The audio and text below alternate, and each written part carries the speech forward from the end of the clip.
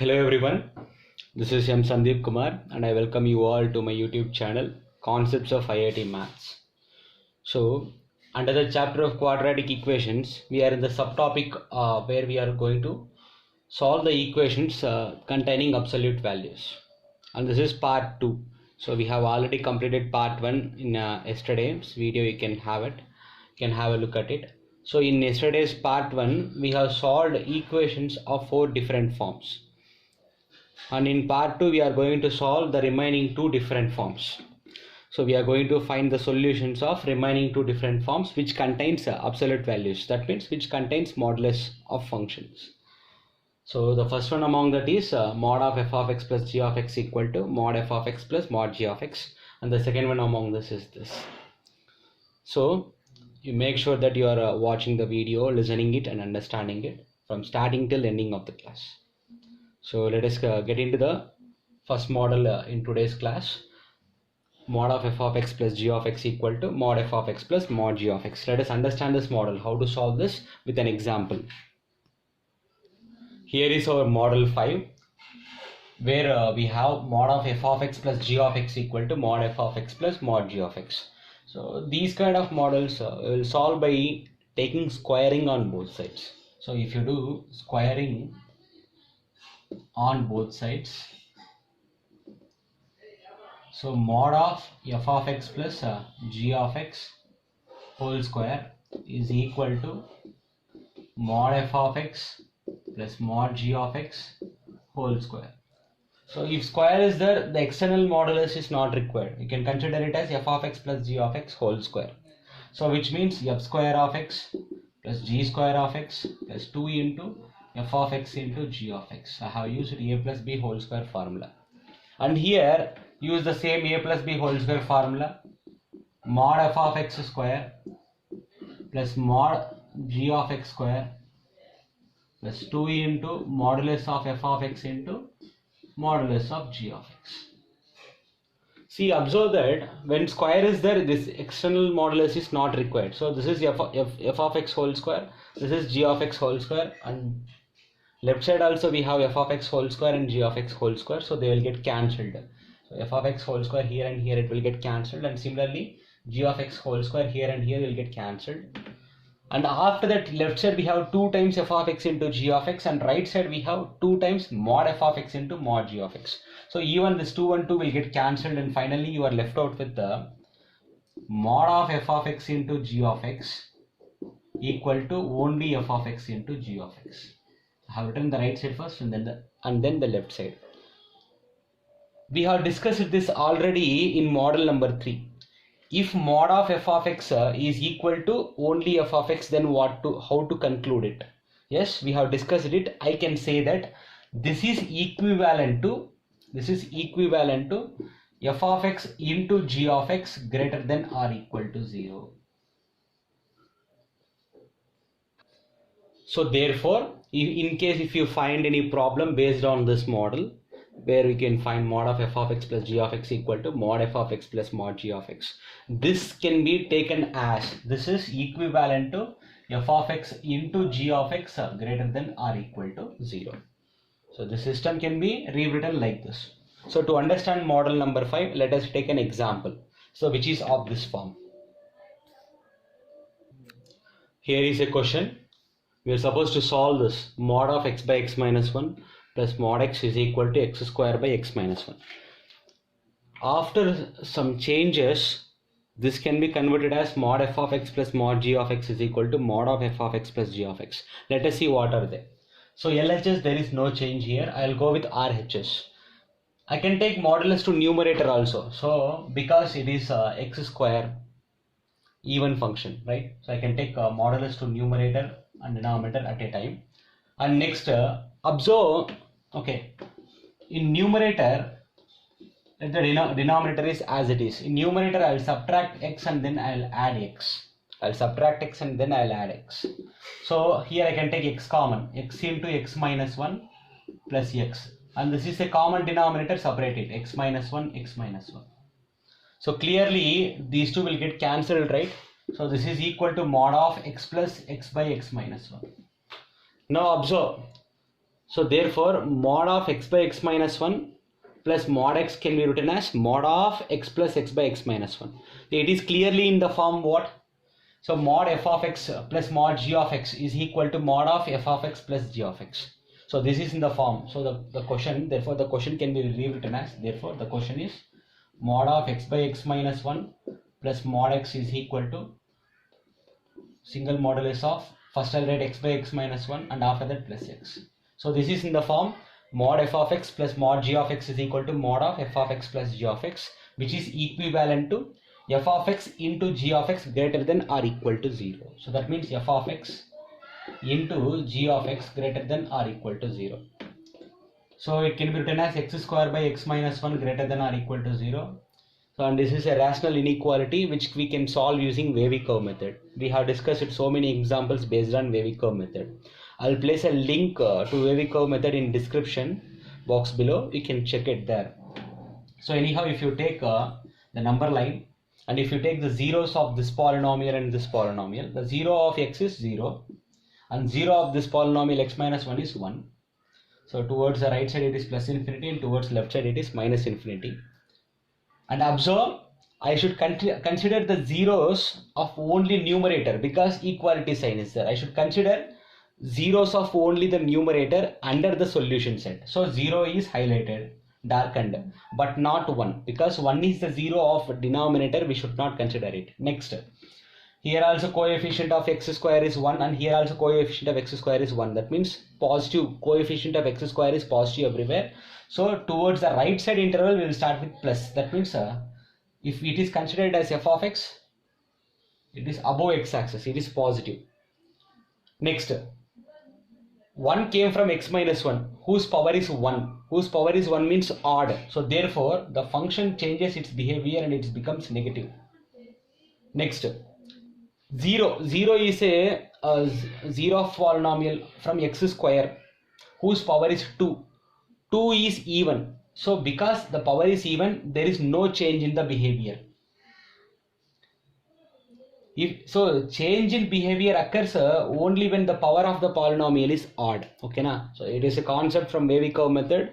I highly recommend you to watch the video on wavy curve method to understand this.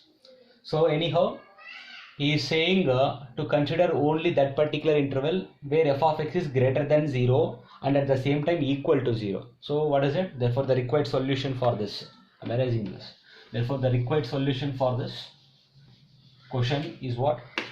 X belongs to open bracket 1 comma infinity, because in this interval f of x is positive. Why open bracket? Because 1 is not under the solution set. Okay na? And moreover, one more solution is that you should not forget this, 0. So union singleton set of 0, because 0 comes under the solution set.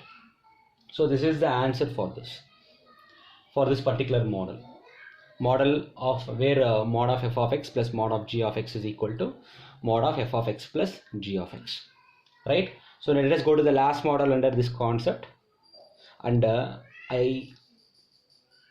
us start the model 6. Let us go with it. Here is our model, mod of f1 of x plus mod of f2 of x plus and so on, mod of fn of x. There are so many functions within modulus here and they all are under addition or subtraction, whatever it is. And RHS is g of x. G of x can be a constant or it can be any other polynomial. So how to solve this kind of models? It's better, it's easy to understand if you go with an example. So actually what we will do, we will take the zeros of all these polynomials. We will locate it on the number line, and after locating it we will start analyzing how to solve it. So it's better if we take an example. So let us go with an example to understand model number 6. Here is an example which is of the form mod of f1 of x plus mod of f2 of x plus mod of f3 of x equal to g of x. So let us see how to solve it. For this, first of all, let us take the number line. Let us take the number line. And I will locate the zeros of all these three polynomials. So the 0 of this polynomial is 1, and from here it is 7, and from here it is 2. In increasing order 1, 2 and 7. So minus infinity and plus infinity. Right? So I have to solve this in 4 different cases. I have to solve this problem by taking it in 4 different cases. Case 1, I will solve the problem thinking that the inputs are in this interval minus infinity comma 1. Case 2, I will solve the same question thinking the inputs are in the interval 1 comma 2. Case 3, I will solve this equation thinking inputs are in the interval 2 comma 7, and in case 4 I will solve it thinking inputs are in the interval 7 comma infinity. So then I will collect the solutions that we have obtained from all the 4 cases, all the 4 different cases. So first let us go to case 1. Case 1, I will imagine that the inputs are in the interval minus infinity comma 1. Okay, now 1 is not included. Okay, take some number and observe the behavior of the polynomials. For example, I will take 0 because 0 is present in this interval. Na? Take 0 and substitute in this polynomial x minus 1, only x minus 1, do not see modulus. If I substitute 0 in place of x, you will get 0 minus 1, which is minus 1. Dear students, minus 1 is a negative number. That means I can say that x minus 1 is negative in this interval. X minus 1 is negative in this interval. So if I remove the modulus, you should write instead of x minus 1, you should write the negative of x minus 1. That means 1 minus x. Why I have taken the negative of x minus 1? Because x minus 1 is negative in this interval. Next, plus. Now let us check this person's behavior. By taking same any number in this interval, I have taken x as 0, right? Substitute x as 0. You will get 7 minus 0. 7 minus 0 means 7, which is positive.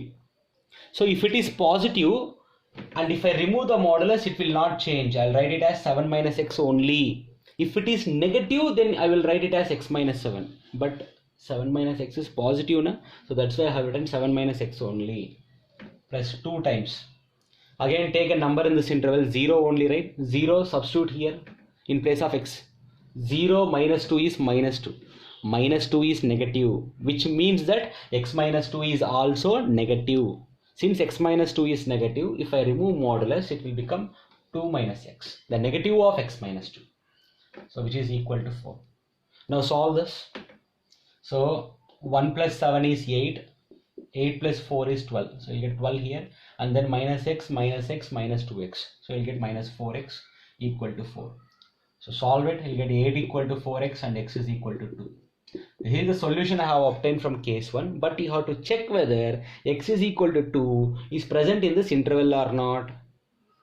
No, x is equal to 2 is not present in this interval. But 2 does not belong to the interval minus infinity comma 1. So therefore, from case 1 there is no solution. From case 1 there is no solution.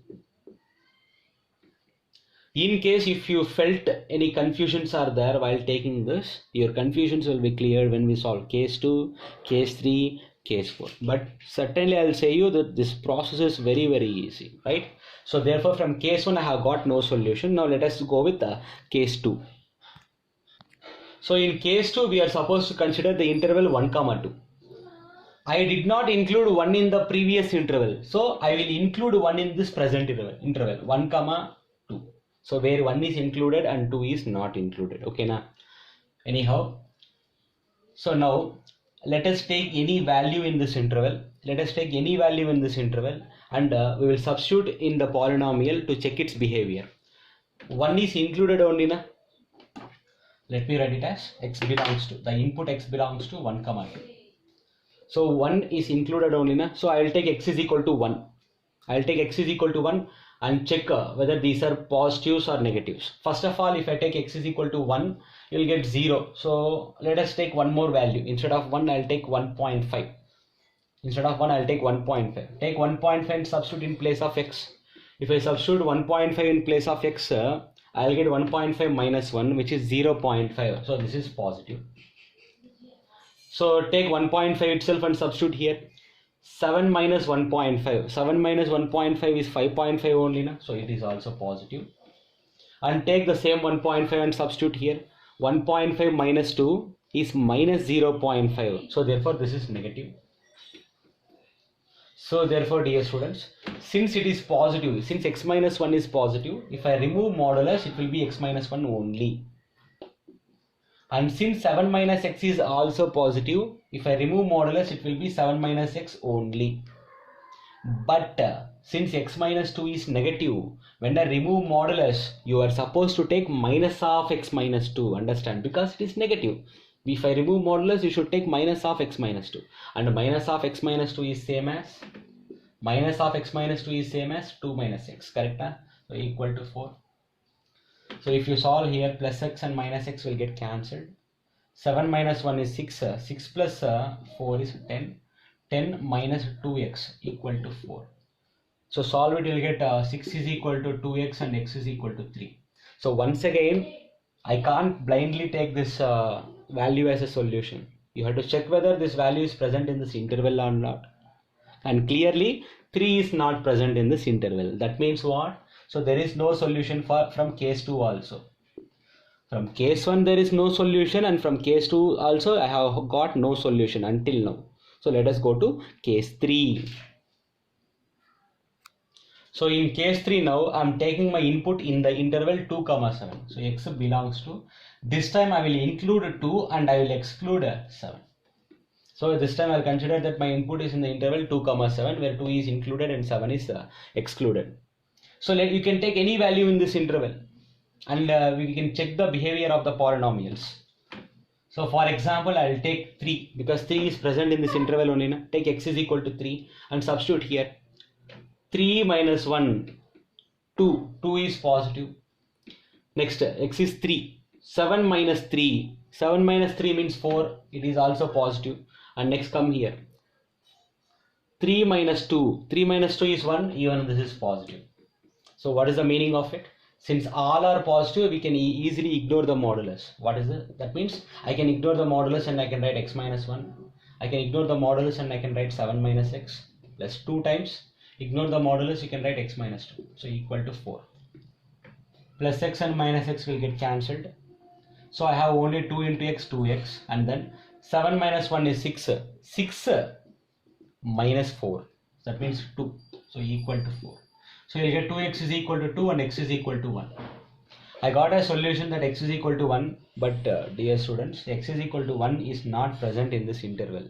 1 is not present in this interval, therefore even in this third case also I have no solution. So in first 3 cases there are no solutions for this question. So let us go to the last case where I am taking my input from the interval 7, infinity.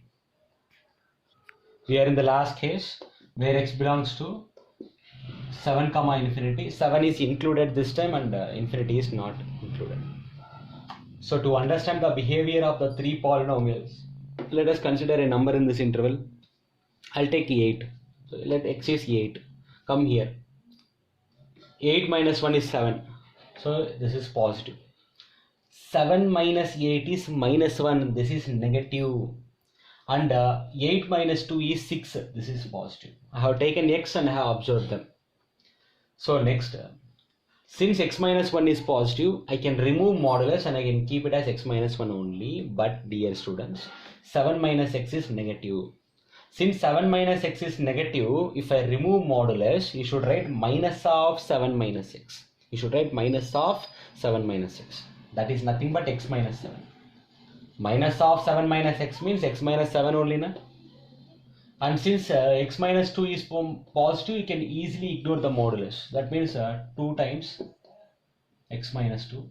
So equal to 4. So x plus x is 2x. 2x plus again 2x, you'll get 4x here. And then minus 1 minus 7 is minus 8.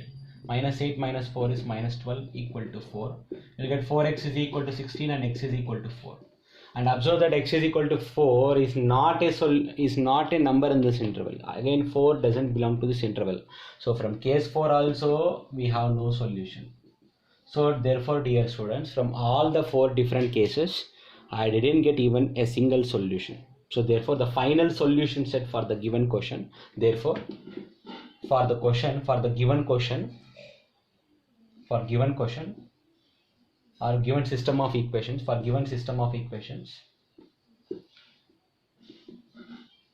there is no solution. the given system of equation contains no solution. That is the final conclusion of this particular question. So totally there are 6 models that we have discussed under the concept of equations containing absolute values. So I hope you have understood this, dear students. So if you understood and if you like this video, so don't forget to like, share and subscribe, and don't forget to hit your bell icon. So in next video we will discuss about inequalities containing absolute values, right? So thank you, dear students, and we'll continue in next class.